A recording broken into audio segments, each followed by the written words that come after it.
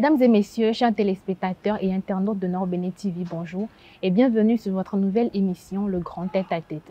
C'est un rendez-vous hebdomadaire auquel je vous convie désormais tous les dimanches à 12 h sur votre chaîne de télévision. Pour ce premier numéro, nous explorons une initiative ambitieuse du gouvernement de la rupture à travers le ministère de l'économie numérique qui vise à transformer l'écosystème numérique du Bénin. Il s'agit de l'école des métiers du numérique. Face au chômage et au sous-emploi, cette école représente un véritable levier de développement, mais aussi un espoir pour les jeunes générations. Pour en discuter, nous recevons un homme qui incarne une vision particulière, Monsieur Souleymane Issiakou, directeur général de l'école des métiers du numérique à Séméon. Monsieur Souleymane Issiakou, bonjour. Bonjour Madame la journaliste. Merci d'avoir accepté notre invitation. C'est moi qui vous remercie. Ensemble, avec vous, nous allons découvrir la vision, les succès et les défis de cette école qui forme déjà depuis 5 ans les talents numériques au Bénin. Alors sans plus tarder, Monsieur Souleymane Issiakou, présentez-nous l'école des métiers du numérique et sa mission principale. Je vous remercie Madame la journaliste. L'école des métiers du numérique a été créée depuis 2020, mais par un décret pris en Conseil des ministres et a été opérationnel depuis 2022. Ça veut dire quoi? Ça veut dire que c'est depuis 2022 que nous avons commencé par former nos premiers étudiants au niveau de cette école. La principale mission de cette école, c'est de pouvoir aider la jeunesse à se reconvertir et à pouvoir se former au nouveau métier dans le domaine du numérique et pour aider le gouvernement à pouvoir atteindre ses objectifs. De façon succincte, quel bilan pouvez-vous dresser de ces années d'activité? L'un des premiers objectifs de cette école, quand elle a été créée, c'est pour pouvoir permettre au gouvernement d'atteindre ses objectifs à travers son programme d'action. C'est-à-dire ce qu'on avait appelé dans un premier temps le programme d'action, le PAG1.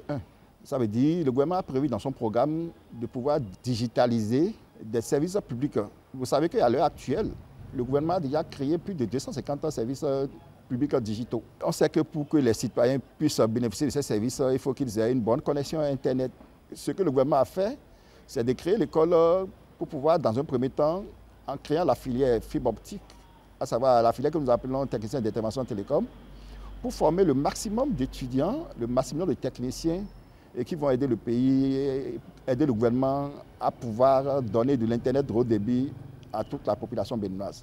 Nous pouvons dire que nous avons déjà formé plus de 150 techniciens en fibre optique et qui sont actuellement insérés dans différentes sociétés intervenant dans le domaine de la fibre optique. C'était la première formation que nous avons exécutée. Et après cette formation, nous avons lancé la formation sur les métiers de l'Internet à travers le référent digital, qui est notre seconde formation que nous avons lancée depuis pratiquement 2 ans déjà. Nous sommes à notre deuxième promotion et cette formation nous permet de former des jeunes dans les métiers de l'Internet à travers certaines formations telles que le marketing digital, le community management, le développement web. L'école des métiers du numérique est une école publique donc ou privée? Et si elle a été créée à travers un conseil des ministres, c'est une école publique qui a été créée par le gouvernement depuis 2020 et qui a été opérationnelle, tel que je l'ai dit, depuis 2022. Ça veut dire que nous avons commencé nos premières formations depuis 2022. En dehors des 3 formations dont vous venez de parler, est-ce que l'école propose d'autres formations? L'école a été créée pour répondre aux besoins des entreprises en matière pratique, en matière de numérique. Ceci dit, après les 2 premières formations dont je vous ai parlé, à savoir le technicien d'intervention télécom et la formation de référent digital, nous avons prévu de lancer 2 nouvelles formations cette année, à savoir la formation sur les opérateurs en cybersécurité, une autre formation sur ce que nous appelons les techniciens de maintenance d'équipements électroniques. Donc ces 2 nouvelles formations répondent vraiment aux attentes des populations parce que c'est des métiers qui n'existaient pas et dans lesquels nous allons former des jeunes et pour pouvoir combler ces vides et pour pouvoir vraiment les sortir une grande partie de la jeunesse du chômage. Et si je veux m'inscrire aujourd'hui à l'école des métiers du numérique, quels sont les critères de sélection?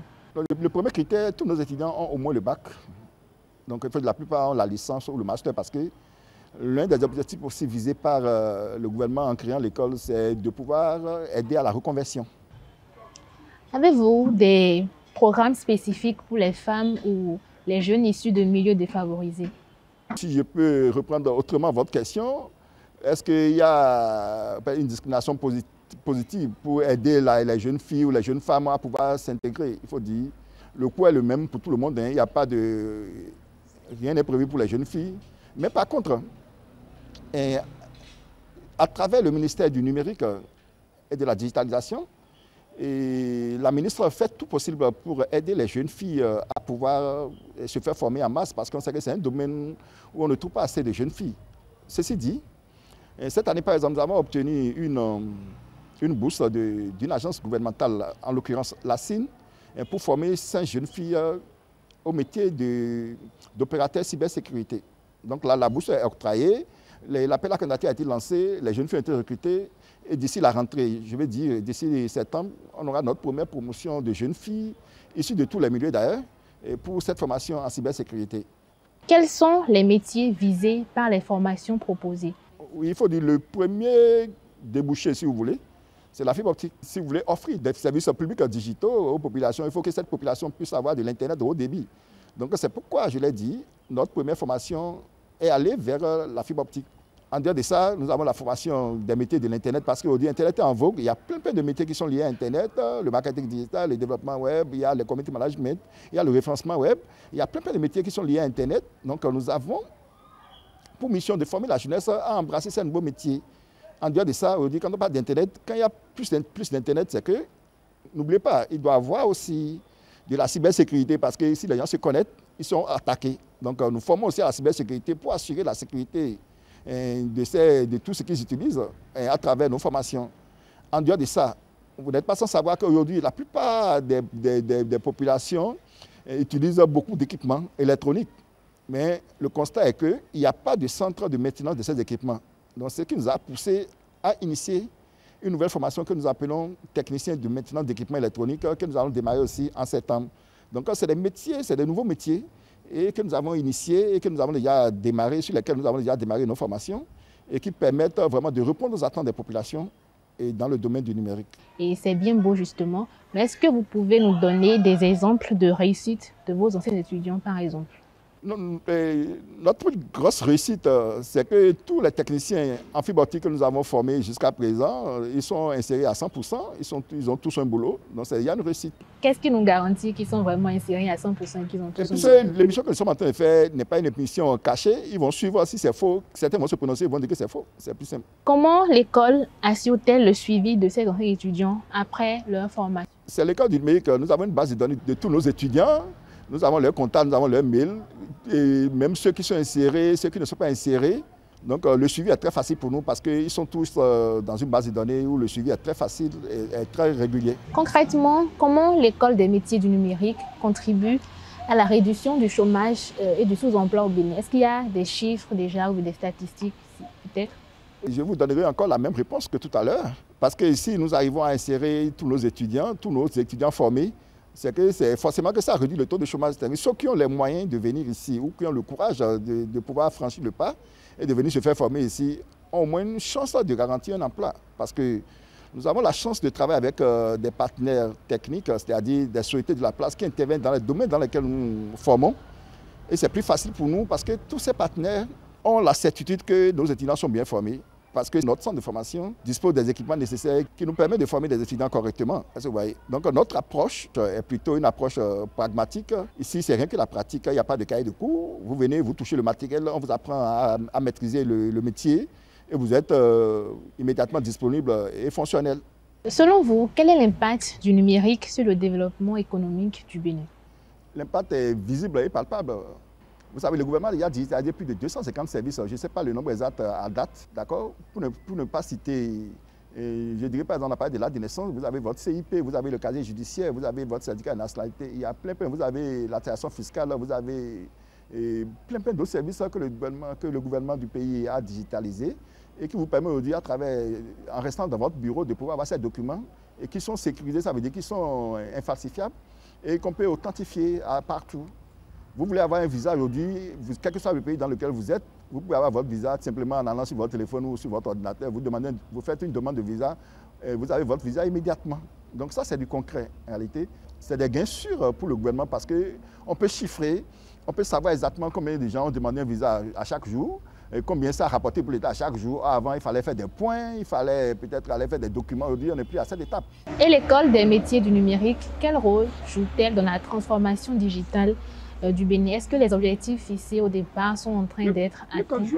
Le gouvernement a créé cette école-là pour lui permettre d'atteindre ses objectifs en formant des techniciens qualifiés parce que c'est toutes ces initiatives que le gouvernement prend en numérisant certains services, c'est des choses qui n'étaient pas apprises sur le campus, en fait.